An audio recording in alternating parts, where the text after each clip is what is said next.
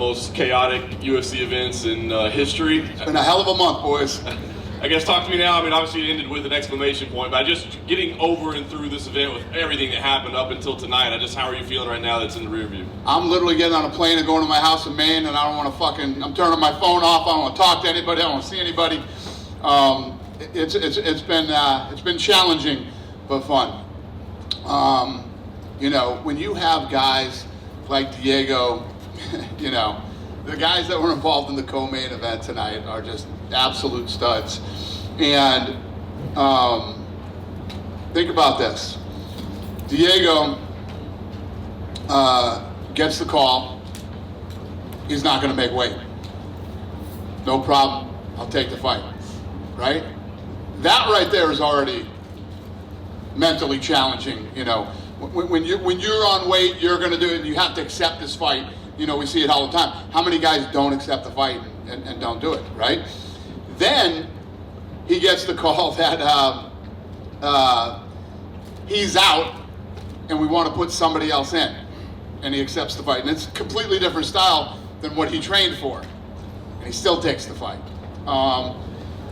The guy he was supposed to fight is ranked in the top 3. This guy's like one above him. I mean, the mental challenges that were thrown at this kid tonight. And then Dan Ige, I'm assuming had already ordered the fight and was ready to sit home and watch the fight tonight. And now he's in the co-main event. So you couldn't have 2 bigger studs than these 2 guys tonight. Incredible. It's one of the most memorable things that's ever happened. They both got done and said, hey, we'd like to fight at the Sphere. Do you think that's something you can do for both those guys and put them on that card after what they did tonight? I do. I'll do anything for these guys. So, yeah. Fantastic. So that was a great story in the co-main, and then the main event, exclamation point there. I mean, Alex Pereira, even more dominant than the first time around. I guess, what did you think of his performance tonight? Yeah, I mean, he looked incredible. Fight started just like the last fight, chopping that calf kick, busting his leg up. And then, we got saved by the bell. No, we didn't. No, we didn't. It was incredible. I mean, that guy is a monster. Absolute monster. And Yuri, again, we're talking about 2 guys who stepped up. Pretty sure both of these guys had nagging little injuries too, and didn't give a shit. Came in and fought. Yeah. A lot of people are saying Alex Pereira at heavyweight is awfully intriguing. I know we got Jones and Stipe, we got Aspinall and Blades. I'm standing up there with the belt and I had Joe Rogan in my ear the whole time we were up there. Let him fight heavyweight, come on, just do it.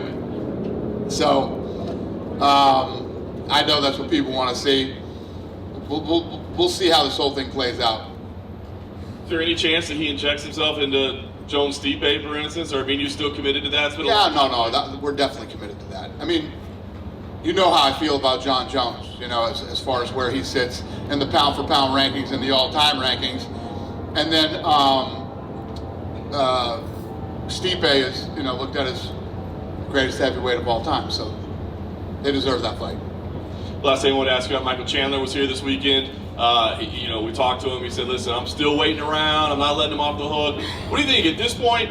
Do you recommend Michael Chandler wait for Conor McGregor, or do you feel like it's time to throw some different names at him and get Michael Chandler back in the octagon? I never recommend waiting. Time is not your friend in this business, but, Michael's been around for a long time. He's accomplished a lot of things. He's at that point in his career. Maybe that's what he wants to do. He's not a dumb guy. He's a smart kid, so whatever he wants to do. Do you have any time updates on Conor, like how the toe's healing? I'm not even talking about Conor until Conor's done, ready to fight, and all that stuff. So. Yeah. Aside from Conor, the last time he fought, Alex Pereira and Diego Lopez weren't even on the UFC roster. So when you signed Alex and you had Diego kind of step in on short notice, did you know what you were getting with those guys? Because since then, they've become 2 of the most reliable and popular fighters on the entire roster. It's incredible, right? I mean, no, I don't think like that, especially when you have a guy that's coming in from kickboxing, has this long kickboxing career and is older coming into the UFC.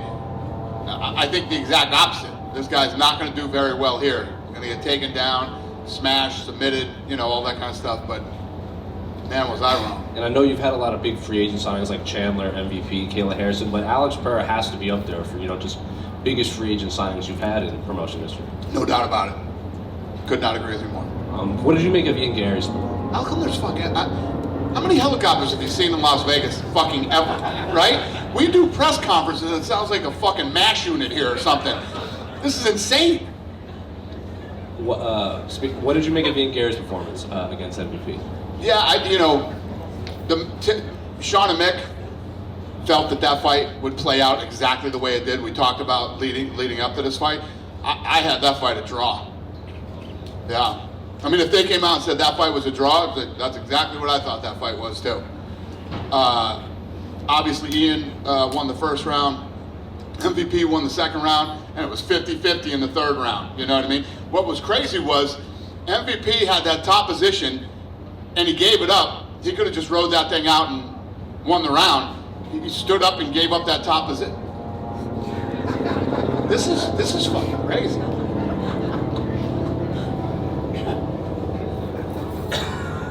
You have another question for me? Yeah. Ian said that he wants to fly to Manchester and is willing to weigh in as a backup for the welterweight title fight. Is that something you'd be willing to entertain? I don't know. I'm not. I don't think about that stuff until later. And then just two last ones for you. Michelle Waterson announced retirement. You had the video package queued up. What did you just reflect on her career with you? I love her. I love her family, and they're such awesome human beings. And it's always rough when you see, one of the longtime fighters and somebody that you truly care about. That's her last fight, and when they stood up at the end of the third round, both her eyes were swollen, and I say it all the time. This isn't a job. This is an opportunity, and time catches up with everybody in all of sports, and tonight was her night.